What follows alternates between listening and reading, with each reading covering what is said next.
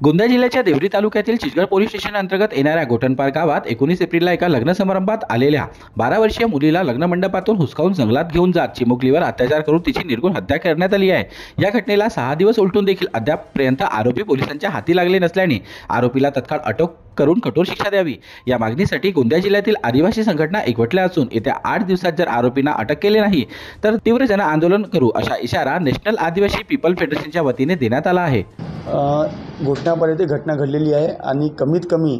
आता सगळे आम्ही तालुका लेवलवर निवेदन दिलेलं आहे आणि निवेदनाच्या माध्यमातून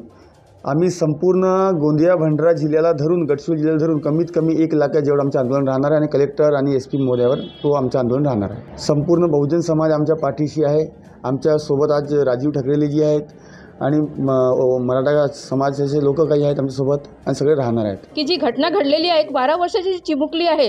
जी तिचे जे वय आहे ते खेळण्याचे वय आहे आणि त्या वयामध्ये तिच्यावर अशा प्रकारचं निर्गुण हत्या झालेली आहे।